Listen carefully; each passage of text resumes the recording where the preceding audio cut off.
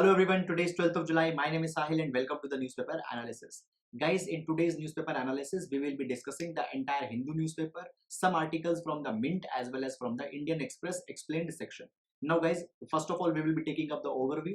In case if you don't want to see the overview, there is the timestamp into the description box. You can skip the overview and you can directly jump to the articles also.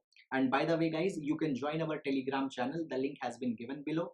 And onto the Telegram channel you can access the PDF and all such kind of related things. So guys, taking up, let's see the articles from the Mint. Here we can see that the Indian IT companies, how they are struggling to fill the digital skill gap. It has been provided some very good data has been given which we can utilize in GS3. Then guys, further moving up, here we can see that into the Chhattisgarh Elephant Reserve controversy is there. We'll see this what entire issue is. Then guys, electing a speaker and deputy speaker. Now many of the state legislative assemblies, we see that the deputy speaker's position is not filled for the considerable time. We'll see what is this entire issue. Now guys, further taking up now the Hindus overview. So this is the page number 1. Here the first news is this with respect to the population policy. We'll see that what it is, what is its criticism, whether India needs such kind of policy or not. Then guys, after that, here we can see that the Chinese, they are protesting against the celebration of Dalai Lama's birthday into the India. So this is one more irritant between the China-India relation that has come. However, apart from that, nothing much more important into this. Just an example, you can utilize it. Then guys, here we can see that the impact of pandemic is considerable onto the cultural activities. The mobile theater groups into the Assam, they don't have any audience and they are not able to perform. So guys, this is a very big aspect, very big problem onto the cultural activities. Then guys, further moving onto the city page, nothing much important is there. Find the regional news and such kind of issues are there. The same thing goes on. Further guys, moving up, so nothing has been important and we come to the editorial page. So guys, this article is talking about an anti-discrimination law. Very good article. Will discuss all the issues which are there. Then guys, this article is talking about the India, Italy, Japan trilateral. We'll see what is there. Then guys, this particular article is talking about the cooperative ministry. Already in 2 days we have consecutively covered all such kind of aspects. Then guys, this particular article not important for UPSC examination. Now here this article is talking about how to tap the India's youth. So we'll see that what has been provided here. Then guys, this article talks about a collaboration between Uber and UNESCO to provide the free rides to the teachers. Much of the substance is not there, however. Now guys, this particular article here we can see that how many a times the prisoner are not able to get the release even after the Supreme Court has given the order, particularly the juveniles. We'll see that what is there. Then guys, the other articles are not very much important. Here there is one article which is good with respect to the prelims. It discusses about the Kesaria Buddha stupa. So we'll see that what all the issues are there. Then guys, further moving, so here we can see that many of the political news etc has been provided which are not very much important for the examination, and many of the volatile information is also there. Then guys, here we can see that again the similar kind of things have been carried. Very much important for UPSC, such kind of stuff is not there.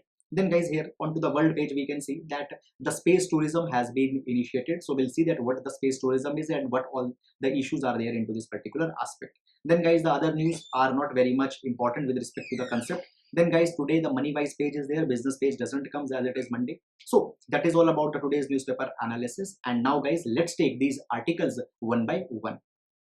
Now friends, let's first of all start with today's GS quote. So today we will be taking a quote from the Howard Zinn, who was an American philosopher and a historian. He says, "Dissent is the highest form of patriotism." Now, to understand this quote, we need to understand the meaning of the word patriotism. So the patriotism entails the intense love and devotion towards one country, towards one motherland.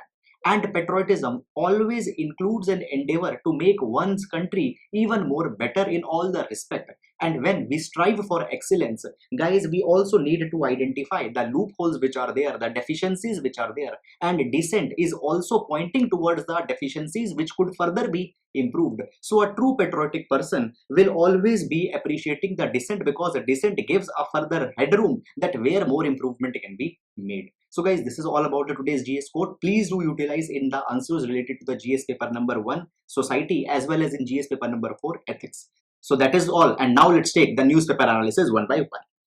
Now friends, taking up the first article, so it has been taken up from the page number 1 of the Hindu newspaper, and it will be important for our GS paper number 2 under the topic of population and related measures. Now guys, before discussing this particular news, let's talk about some of the basic background information.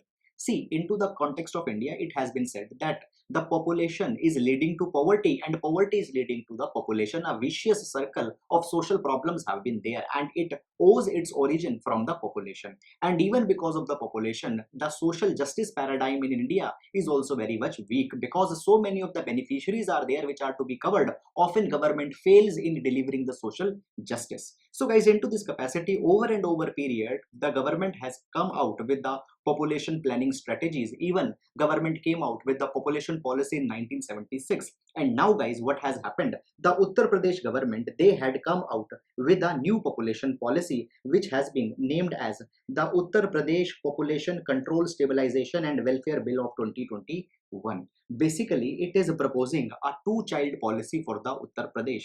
It has been provided that the people who are adopting the two-child policy, they will be given large number of benefits under the state, whereas the others who are not going into this particular norm, who are having more than two children, they will be stripped away from many of the basic entitlements. Guys, let's first of all see some of the brief features of this particular scheme.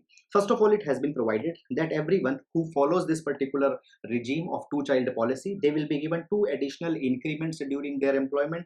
Subsidized purchase of house will be made available to them. Then guys, rebate on utility charges will be there. The charges for the electricity etc., there will be a rebate. Then there will also be a 3% increase into the EPF for those type of people. After that, it has also been provided that there will be the free health care and insurance coverage to the spouse. And even the people who are adopting for a single child only, they will be given even more benefits. For example, 4 additional increments will be given in place of 2, which will be given if the 2 child are there. Then guys, there will be the free healthcare insurance to the child till 20 years. Preference will be given into the admission, as well as free education up to the graduation level will be given. So these are the entitlements that will be made available to the people who adopt the 2-child norm. And at the same time, the people who don't follow, there will be some of the deterrents also. For example, no benefit of the government scheme will be there. The ration will be limited up to only 4 members. Beyond that, no entitlements will be there. Then guys, they can't even contest the local body polls, such as the poll for the urban local bodies and panchayats, and they can't apply for the government jobs. So such kind of deterrents have been there. Now guys, basically the Uttar Pradesh government had justified all this particular thing also. The government had said that the population of Uttar Pradesh is rising exponentially, and they had said that the total fertility rate is to be reduced. It is right now 2.7, and it has to be reduced by 2.1 by 2026 and 1.7 by 2030. And by following such kind of things only, such kind of possibility could be there. Moreover guys, as a part of this particular scheme, it has been said that also the modern contraceptive will be made available to the male as well as female. Right now the contraceptive rate is 31.7%, and it is to be reached to 45% by 2026 and 52% by 2030. Guys, into this particular capacity, it has also been said that the NGOs and civil societies will also be robbed, which will be distributing the contraceptive pills, will be introducing the condoms and all such kind of things to the male as well as female. Then guys, it has also been provided that the male methods of contraceptions, they are to be increased, because right now they are very much less, just 10.8%, and they are to be increased to 15.6% by 2026. And then guys, not only the focus is on to the reduction of the population, but with respect to other social indicators such as the maternal mortality rate, it has also been said that it is to be reduced from 197, which is right now, to 150 by 2026. Then guys, the other similar targets with respect to the IMR etc. had also been given. You don't need to go too much into the hairline data, because then it will not be that much important. Now guys, it has been provided by the Uttar Pradesh government that there are always the limited ecological and economic resources at the hand, and therefore it is necessary and urgent that the provision of basic necessities of human life, including affordable food, drinking water, decent housing etc., is to be provided to all the citizens. Now, but as a population pressure is much, these services are not being provided, so therefore population has to be reduced. So guys, this is all about the government, the Uttar Pradesh government's two-child policy. Now, as we have discussed this entire policy, obviously there are certain appreciations which are there as well as certain criticisms are also there. First of all, if we appreciate this particular policy, it is a kind of a right step because the burden onto the economic resources will be reduced. Secondly, it will also be basically the governance will also be empowered, because if there will be the less number of people, more effectively the state can reach to the citizens. But at the same time, guys, there are much of the criticisms also that we will be talking about. First of all, it has been provided that the population control is primarily the subject under the center government. So under the schedule number 7, the union government needs to take the step. But here, as a state is planning such kind of thing, it is a breach of the federal principle. Second issue that comes here is that, guys, when we talk about the population, there is a population momentum theory which is very much prevalent into the context of India. According to the population momentum theory, India's population has drastically reduced into the basically population burst is not a kind of a reality right now. It is a myth. Fine, India's population growth has been slowed to a considerable extent. Now you guys just take an example, even we have taken it earlier also, that as there is a train which is going at a very fast speed, it has applied a brake, but still coming to a kind of a standstill, it will be traveling for such a distance. So the time when the brake has been applied and the time where it will be coming to a standstill, there is still a kind of a momentum. That is the case into the India. So basically there was no need to install such kind of things. Then there is the third argument that what has happened right now by this particular thing, we might be going into a premature demographic transition, and because of this premature demographic transition, the demographic dividend, which is the biggest USP for India, it will not be fully reaped. Is it clear? Guys, it has been said that India had entered the sweet spot of demographic dividend, and now if we control the population, how the economic advantages will be reaped. Then it has been said that the two-child policy had not been as successful anywhere into the world. Even the China, which came with the two-child policy in 2016, earlier there was the one-child policy. It came with two-child policy in 2016. Now it had continued it into the 2021, just into the 5 years. Why? Because it was exposed that it was not very much effective. So guys, by that particular empirical study and for empirical data also, these kind of norms will not be very much successful. Moreover, it has also been provided that we are living into a democracy, and in democracy, the reproductive rights are also the part of the fundamental rights of the citizens, and into that capacity, state segregating that okay, government benefits will not be given and all such kind of things might not be very much democratic in character. So that is all about this particular article. I hope you have understood. Now we'll move to the next article.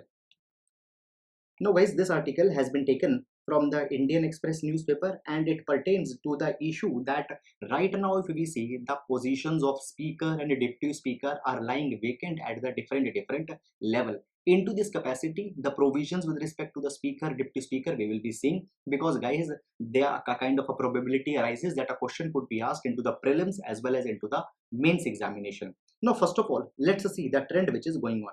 Now guys, if we see into the Maharashtra, there has not been a speaker since the month of February. And when we talk about even into the Lok Sabha, there and along with the Lok Sabha, into the several state assemblies also, there are deputy speakers are missing.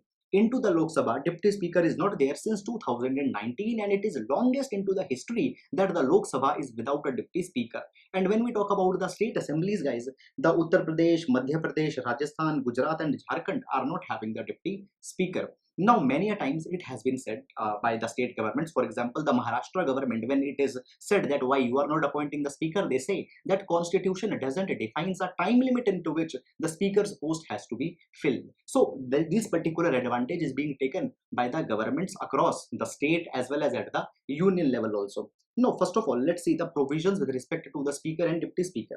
So guys, there is article number 93 for the Lok Sabha and article number 178 for the state assemblies, which provide that the houses shall, as soon as may be, choose two of its members as the speaker and deputy speaker. So first of all, these are the constitutional provisions.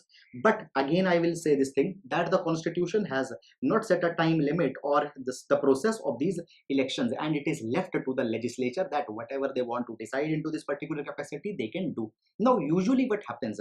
Usually there is the president, or at the level of union, there is governor at the level of state. They will announce the date for the election of the speaker.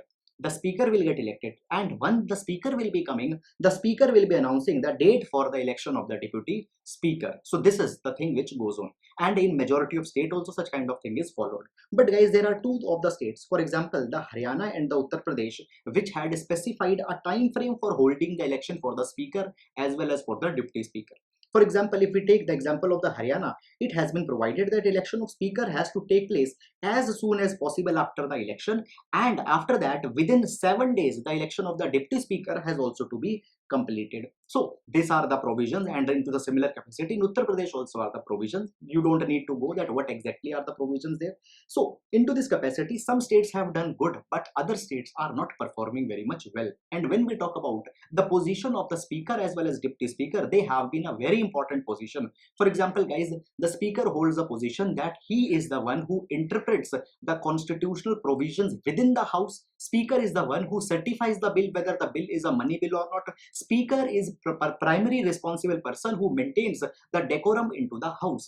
And apart from it, there are other functions also. For example guys, the practice and procedure of parliament, it mentions that a speaker is the principal spokesperson of the house. He represents its collective voice, and he's the sole representative of the legislature to the outside world. Fine. Then guys, it has also been provided that speaker also had the considerable powers. For example, as I already told you, he certifies a bill as a money bill. Moreover guys, when there is the joint sitting, into that capacity also the speaker presides.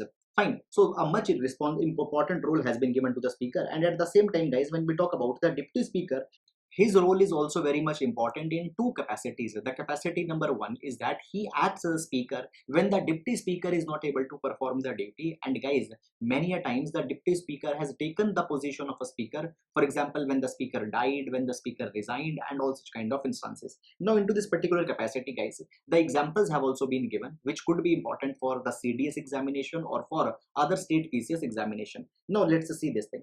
It has been provided that the speaker acts as the deputy speaker when the office becomes vacant by the death. So guys, such kind of thing had already happened into the first Lok Sabha when the speaker G.V. Mavalankar in 1956 died, as well as GMC Bal Yogi in 2002. They died at that time. The deputy speaker came. Then guys, it has been provided that at the time of resignation of speaker, deputy speaker can come, and this thing had also happened into 1977 when speaker N. Sanjeeva Reddy resigned for fighting the elections of the president. And then when the resolution for the removal of a speaker is there, then also the deputy speaker acts as a speaker, and this thing has also happened in 1987 when the speaker Balram Jakhad was the position was up for the discussion for the removal. So into all these instances, the deputy speaker has performed the crucial role. So deputy speaker's position is very much important. Then guys, by the virtue of deputy speaker being the member and chairman of many of the important committees also, the deputy speaker's position becomes very much important. And finally guys, when we talk about that who will be holding the position of speaker, he will be coming from which party, whether the ruling party or the opposition party. So into this particular respect, there are also certain precedents. For example, up till the 4th Lok Sabha, the speaker as well as deputy speaker both were coming from the ruling party. Into the 5th Lok Sabha, whose term was also extended due to the emergency, the speaker was a kind of an independent person who was neither from the ruling party nor from the opposition.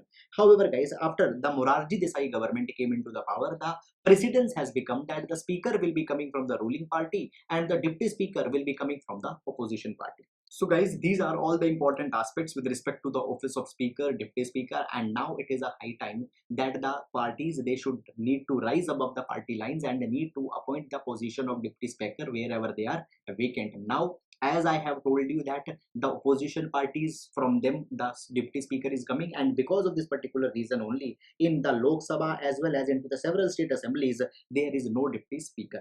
So guys, that is all about this particular article. I hope you have understood it, and now we'll be moving to the next article. Now, this particular article guys has also been taken from the explained section, and it talks about one of the important ecological issue, and therefore it will be important under the GS paper number 3 as well as into the prelims also the question can be asked. Now first of all, let's read the heading. A proposed elephant reserve in Chhattisgarh and its reduced area. So this article is talking about the Lemru Elephant Reserve, which is into the Chhattisgarh, a kind of a proposed elephant reserve.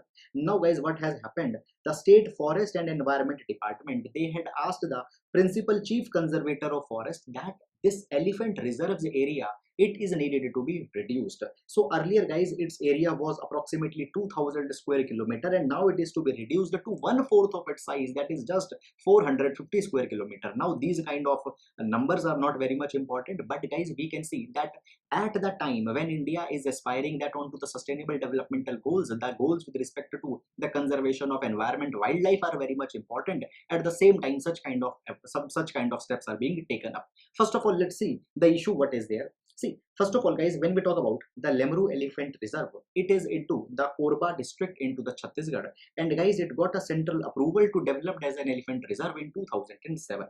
Now, when we talk about the Lemru, guys, it is one of the two elephant reserves which are there into the Chhattisgarh. The other one also we will be talking about. Now, it was planned in order to prevent the human-animal conflict, which is very much rampant into this particular region. Now friends, it has been observed that into the region, the elephants, they move into Chhattisgarh from the Odisha and Jharkhand.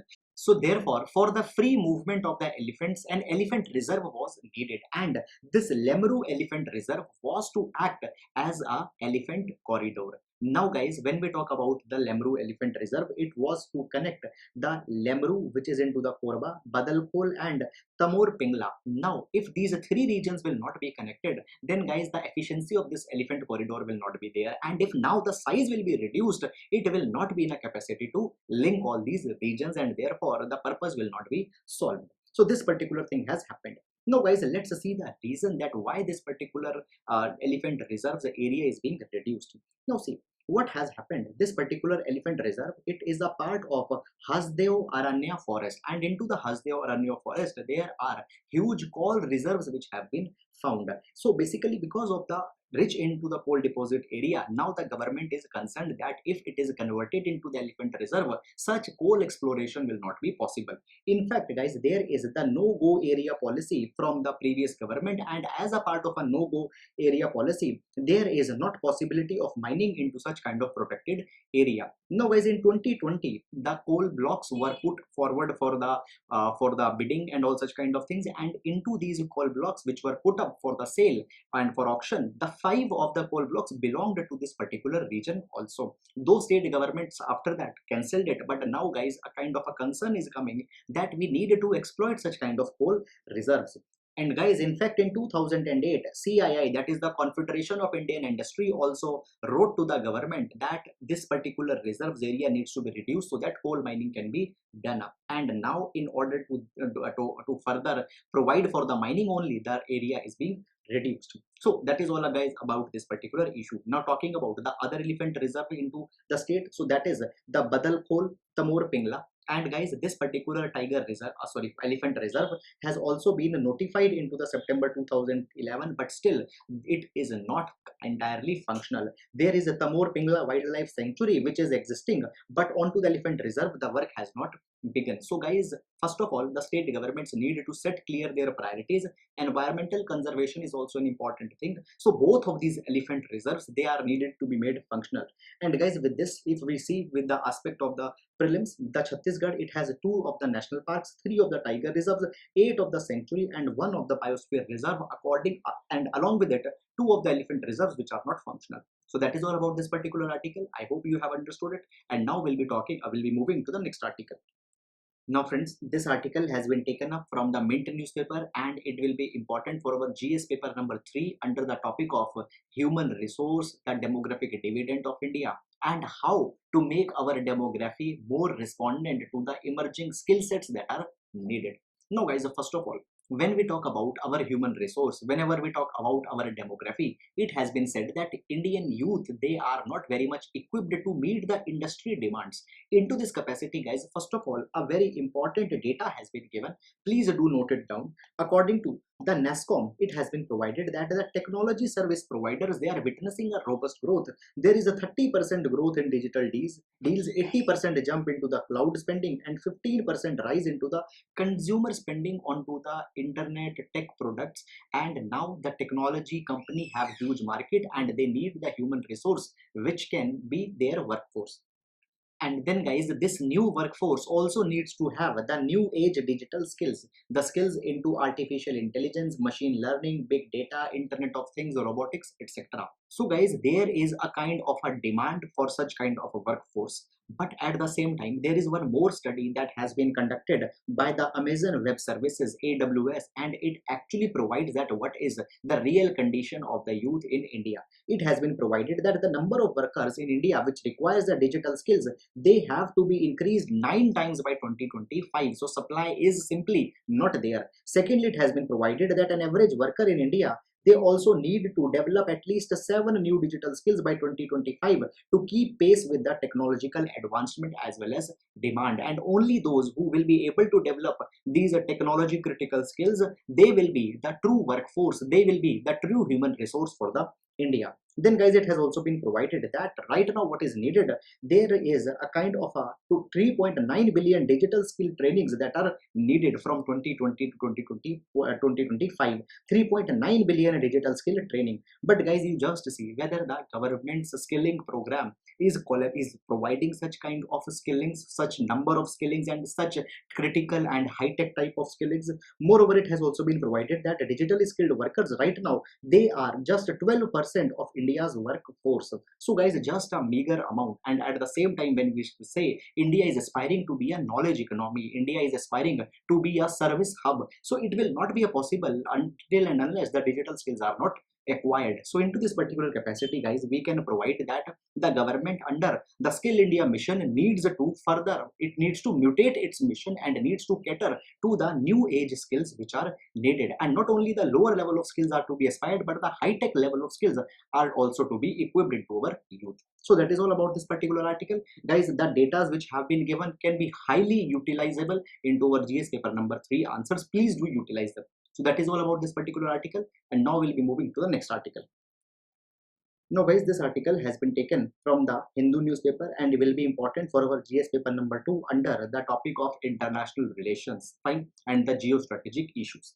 Now guys, when we talk about the India, right now India is very much fixated onto its Indo-Pacific strategy, and into the Indo-Pacific, India wants to become a dominant player, and the Indian centrality into the Indo-Pacific is now being recognized by many of the countries. Fine guys, many of the countries such as the France, and now this particular article is talking about the Italy, they are coming out with their Indo-Pacific strategies, and into that India is a kind of a dominant force. So basically this is a kind of a good thing. Moreover guys, when we see into the Indo-Pacific, generally the interest is increasing because first of all the geographical vastness is responsible for such kind of thing, and then guys, there are also the challenges which are posed by China into this particular region of Indo-Pacific, because China is becoming assertive, unilateralist. And when we talk about the other regions, for them there have been enough number of treaties, there are enough number of alliances, but for the Indo-Pacific, the region is lacking multilateral organization which can solve these problems effectively. So therefore interest is increasing, and as the interest will increase, India's role will increase. Now guys, what has happened recently, the Italy has begun to signal that it is also very much interesting into the Indo-Pacific geography, and into this thing Italy wants to join a trilateral with the India and Japan, so that a trilateral of Italy, India, Japan can be created, so that onto the rule-based order these three can work effectively here.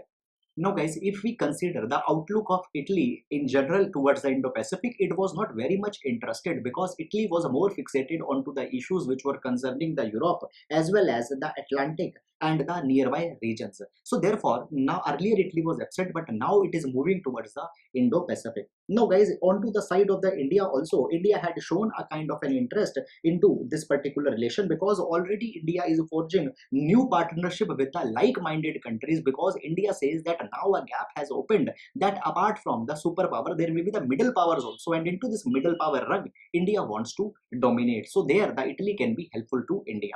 So guys, therefore it has been provided that both Italy as well as India needs to find a converging ground, and they need to see that how into the Indo-Pacific constructively they can play an important role. Further, it has also been provided that guys, when we talk about this trilateral between the Italy, Japan and India, guys, already there is a kind of a good relations which go between the Japan and Italy as well as India and Japan, and this trilateral will bringing all these three countries together, which will be effective. Moreover, our bilateral relations with the Italy will also be improving, because guys, if you remember, into the context of Italy, there were the two Italian marines case due to which the relations got deteriorated for considerable time. Now, further, it has been provided that the G20's presidency will be given to India into the 2023, and before that, India wants to make a head start with the Italy so that they can come together and can play effectively into the Indo-Pacific, the political issues, the institutional issues, the issues with respect to the rule-based order, so that they can be brought up into the region. Moreover, it has also been provided that guys, when we talk about the Italy as well as India, there is a kind of a compatible economic system between both the countries. So here a convergence would be found out. Moreover, see, the Italy as well as India both are trying to find out a space into the global the global shift into the supply chains. Now the supply chains are shifting from China, and both Italy and India wants to reap this particular shift. So there also kind of a convergence is there. Then guys, at the level of security also, the India-Japan Indo-Pacific strategy is there, which is working, that how the China's unilateralism can be reduced into that capacity. Italy can also be robbed, because guys, recently it has seen that Italy is showing reservation with respect to the China's attitude, and it has also asked that the European Union should raise the issue of the Chinese unilateralism and should not be very much silent. So these are all the issues. Then guys, it has been provided that the countries need to look more for the common ground, and this partnership needs to be further leveraged. So that is all about this particular article, and now guys, we'll be moving to the next article. Now friends, this article has been again taken up from the editorial section of the Hindu, and it is talking about the need for creating an anti-discrimination law. Fine. Now, many a days guys, we hear the news which is coming where we see that the people are discriminated on many of the grounds, sometimes onto the ground of their culinary habits, sometimes onto their sexual orientation, sometimes onto the basis of their color, sometimes on the basis of their religion, and all such kind of things. Now, because of this thing, what happens in India, a kind of a silent segregation is going on. Then guys, the Pew research which was recently published, even we discussed into our editorial also, it said this thing, that in India a kind of an anomaly exists, where on one hand people say that we are tolerant, but on to the other hand they don't want to make friends from the other religion, they don't want to marry outside their religion. So therefore guys, when the outlook towards the diversity comes, we don't have a very positive outlook, and this thing can also be seen into the context that section 377 has been struck off from the statute book, but still the kind of an outlook towards the members of the LGBT community is not very much good, and often when the members from the LGBT communities are concerned, we show a kind of a discriminatory outlook. No guys, when we talk about the discrimination, there is article number 15 into the Constitution of India, which provides that there can be no discrimination onto the basis of religion, race, caste, sex, as well as the place of birth. But there are two problems into this article. Number one guys, the ground of discrimination has been very much limited, and now many of the new grounds are there which are also to be included, such as the grounds such as the ethnicity, linguistic identity, nationality, marital status, sexual orientation, disability, physical appearance, personal characteristics, etc. Secondly, the private people, if they are doing the discrimination, then there is no effective remedy. What if a landlord is denying the tenant a place into the house if he belongs to some other religion? If a landlord is evicting the tenant because the landlord had found that the tenant, he is a member of the LGBT community, so into this discrimination there is no remedy which is available. No guys, into this capacity few efforts have also been made. For example, the Shashi Tharoor, he introduced the private member bill in 2017, as well as the Center for Law and Policy Research also introduced the equity bill, but both of these bills have not been passed. Moreover, the Supreme Court had also provided a kind of an important insight into this aspect. Supreme Court into the Patan Jamal Wali versus State of Andhra Pradesh had provided that there is the intersectional discrimination which is many a times faced by the Dalit women.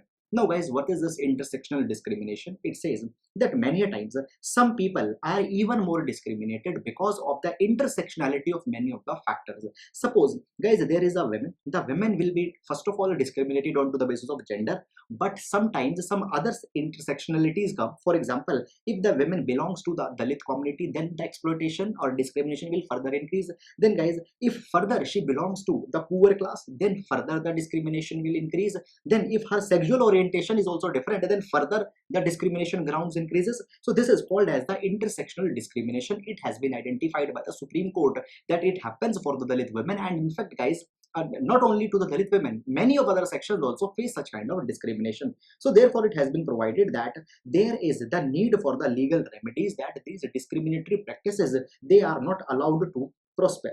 Now, into this capacity, guys, what we need a kind of a comprehensive anti-discrimination legal framework. We need a anti-discrimination law. Now, this particular thing has been provided by the Sachar Committee in 2006, that, guys, there is a need for an anti-discrimination law. Further, guys, it has also been provided by the Equal Opportunity Commission, which was headed by Professor N.R. Madhav Menon, that into the India anti-discrimination law is very much needed. Now, guys, into this capacity, anti-discrimination law was approved by the cabinet earlier into the earlier government, but it was not not been considered effectively into the present government. So, guys, into this capacity, it has been provided that now the states have the responsibility that they should enact the anti-discrimination law into their jurisdictions, because state have many of the control on the regional aspects also, so they can effectively legislate into this direction. Now, guys, here the example of the Kerala's anti-discrimination bill can be taken up. Now, the Kerala had committed to work onto this particular aspect, and it has identified that under entry number 8 of the list of the 7th schedule, they can come out with such kind of a law, and it will penalize all the behaviors where the discrimination has been done with the individuals. Now, guys, first of all, the most important and appreciable aspect of this Kerala anti-discrimination bill is that a wide number of grounds have been covered on which the anti-discrimination policies can be worked upon.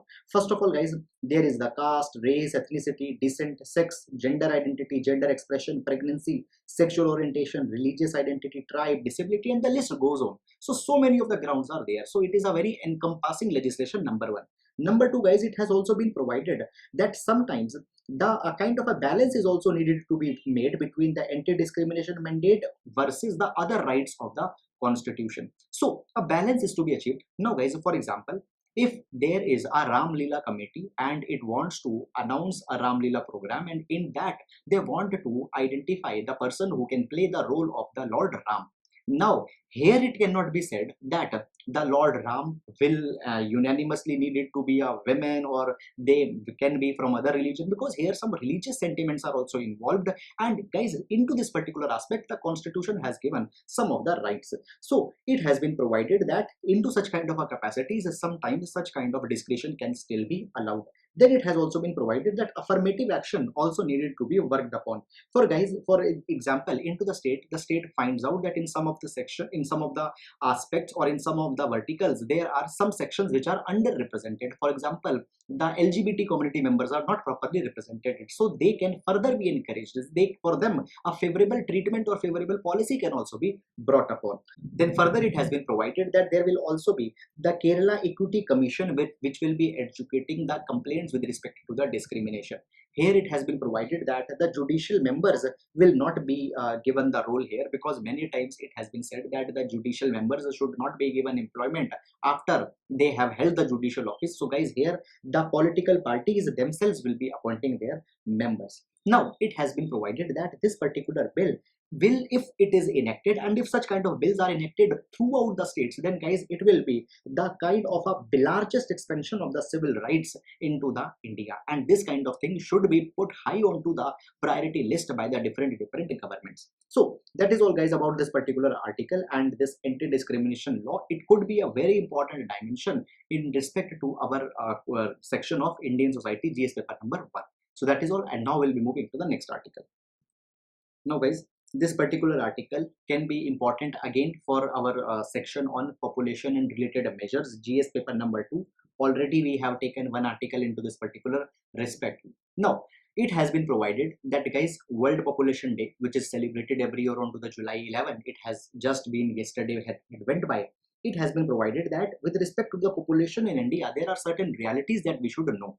It has been provided by the United Nations Development Program as well as by the Lancet Health Journal that India will stabilize its population 12 years earlier. And if India will stabilize its population such earlier, then guys, our demographic dividend window will also be crunched. It has been provided that India is not seeing any kind of population bomb. It is a kind of a myth. Guys, we can utilize number one this particular point also into the answers related to the UP's two-child policy. Now, further it has been provided that our demographic dividend has already been crunched. So we need to make sure that our existing demography, our existing young population is being made more educated, its health is being taken care of, it is being made more skilled. But as we see that the pandemic is wreaking havoc on all the sectors, so guys, our demography is even more vulnerable right now. Right now, we have 253 million adolescents into the India. Our 62% population is within the age group of 15 to 59 years. So we need to conserve them, particularly the children. It has been provided that, guys, according to the World Bank, the public expenditure onto the education is just 4.4% of the GDP, and in 2020 it has just been 3.4%. So guys, with respect to the skilling, the education of the children, government needs to give more of the focus. Moreover, it has also been provided that, guys, there are some of the good data which you can directly utilize into your answer, that in India there are more than 32 crore students which have been affected by the lockdown. Out of them, 15.8 crore are the female, and there are at least 158 million girls who are out of the schools, and it is a probability that they might not again be coming to the schools. So bringing them back to the education, the formal education, is also very much important. Then it has been provided that the International Labour Organization reveals 65% of the adolescents worldwide, they had reported that they have learned less during the pandemic, and a considerable part is also saying that even into the future they will be learning less. So guys, if even just into the Mint article, we have seen that we need much more educated, much more smart, digitally empowered citizens into that capacity. Whether the youth who are learning less, will they be fitting up into the India's economic growth trajectory? No. So state needs to focus onto this particular aspect. Then further it has been provided that, guys, the school have universally been closed, and now more than 90% of the countries of the world, they are opening the school in some of the capacity. India should also consider that particular aspect. Even the districts where the minimum COVID cases are very much less, there also the schools are not being opened up. Guys, we can just learn from the Odisha's community schools, where the schools have been opened up with adequate COVID appropriate behaviors, and they are going well. Such kind of things can also be learned. After that, guys, it has also been seen that there have been increased poverty levels during the pandemic because the economic stability was under the crisis, and because of that, guys, in order to insulate from the poverty, even the girl child marriages are also on a rise, because many a times there is a thinking that if a girl's expenditure is not being worn away, then the girl should be married. So guys, this particular thing also brings its own problem. Then further it has been provided that the restricted mobility because of the lockdown which had come into that, also the girls are also becoming the targets for the physical abuse, for the sexual abuse. So here also the government needs to look. So therefore, it has been provided that as a way forward, a kind of an intersectoral coordination is to be made between the different ministries, so that they can work together and they can identify that how collectively the children, the youth can be provided the basic entitlements and benefits. Into this capacity, it has been said that the Ministry of Health, the Ministry of Education, they need to come together and they need to identify those aspects which concern the children more, and into that capacity, they are the health, the food, the education needs to be delivered effectively. Guys, it has been provided that there can be the example which we can take from the East Asian economies. The East Asian economies from 1965 to 1990s had a huge demographic dividend. They worked onto that demographic dividend and they become the East Asian tigers. The growth into this particular region was only because of the reaping of demographic dividend. So our ministries intersectoral coordination is needed, so that how at the home children can be provided their midday meals, how the girl child they can be provided the knowledge about the menstrual hygiene, how the products with respect to keeping the menstrual hygiene can also be provided to them. Such kind of ways are to be identified. So guys, this is all about this particular article. So we need to focus more into the capacity of a state. So that is all, and now we'll be moving to the next article. Now, this article has been taken again, guys, from the Hindu, and here we can see that the Kesaria Buddha stupa has been mentioned. So, with respect to the GS paper number 1, as well as for the prelims examination, it could be an important aspect, as many times the question from art and culture is asked. Now, first of all, this Kesaria Buddha, it has been provided that it has been waterlogged, and because of that, there might be a damage onto the structure of the stupa. Fine. So that is just the important aspect with respect to this development. Now talking about this stupa. So guys, it has been regarded as the world's largest Buddhist stupa. Secondly, guys, this stupa's exploration was started in early 19th century, and it was discovered by the Colonel Mackenzie in 1814. Then, guys, it was further excavated by the General Cunningham, as well as in 1998 also the Archaeological Survey of India further excavated it. But guys, still it has not been completely been excavated because due to the thick vegetation, it has not been explored properly. Then guys, it has been provided that the original Kesaria stupa, it dates back to the time of Emperor Ashoka, and this particular thing we can know because the remains of the Ashokan pillar has been discovered here. Moreover, the local people call this stupa as a Devalya, which means the house of a god. Moreover, the ASI has declared this stupa as a protected site. So this particular aspect of this stupa is important. So guys, please keep it in mind because many times the statement based questions have been there into the prelims, so there it could be asked. So that is all about this particular article, and now we'll be moving to the next article. Now guys, this article I points to the space tourism. Now too much into this article we don't need to go. Some of the basic information is to be seen. Now the space tourism is a kind of an aspect of the tourism where the tourists are or the people are being sent to the outer space. Into this capacity there is the Blue Origin, which is backed by the Jeff Bezos's Amazon, and there is the Virgin Galactic, which are trying to explore that how tourists can be sent. Now guys, what has happened, the Richard Branson, who is the Richard Branson, the person behind the Virgin Galactic, he had traveled to the outer space, and guys, now they say that they are ready to launch further the passengers into the space. Now into this particular aspect, some of the important things which are there is that guys, first of all, Miss Bandla also was there into the crew which had made a first passenger flight to the outer space. So now when we talk about the Miss Bandla, she is the third Indian origin woman to fly into the space after the Kalpana Chawla and the Sunita Williams. Then guys, there is also the Wing Commander Rakesh Sharma, who is the only citizen who had traveled into the space. Then further more aspects guys, when we talk about the outer space, there is the Karman line, which is 100 kilometers above the earth, and it is generally recognized by the International Aviation and Aerospace Federation as the threshold of the space, that beyond this 100 kilometers the outer space starts. Then guys, the NASA as well as Air Force and Federal Aviation Administration as well as some other astrophysicists are also there who believes that rather than the 100 kilometer, this Karman line, it begins from 80 kilometers above the sky. Now this particular flight has been made which went to 88 kilometers, and from there they have returned, so they had ventured into the space. So guys, this is the development into this capacity. Now as more and more countries will be coming for the space exploration, for the space tourism, guys, we need to guard that how the outer space can also be regulated onto the just rules and just order. So that is all about this article, nothing much more important than that. And now we'll be moving to the next article. Now guys, this article talks about that how prisoners are basically not getting the natural justice. Many a times guys, there are the juveniles. Fine, the juveniles are being charged or they are being basically given the punishment on par with the adult people. Now it has been seen by the Supreme Court that guys, there are many of the convicts who have spent 14 to 20 years into the jail, but at the time when they committed the crime, they were juvenile. Neither the state nor the judiciary nor the enforcement looked into this particular dimension. Even guys, now the Supreme Court has granted immediate bail to 13 convicts who have been lodged into the Agra jail because they were juvenile when they conducted the crime. But guys, even till now they have not been released because it has been said by the jail authorities that they have not received the letter by the post. Now guys, as per the provisions of the Juvenile Justice Act, maximum sentence for the juvenile offenders will be 3 years into the juvenile correction home and not into the regular jail. But many a times such kind of thing is not being followed. So guys, such kind of an example can be a passing reference in one of the answers with respect to the juvenile justice. So guys, that is all about the today's newspaper discussion. Guys, I believe that you are understanding the discussion and you are finding it fruitful. So that is all for today. Thank you so much.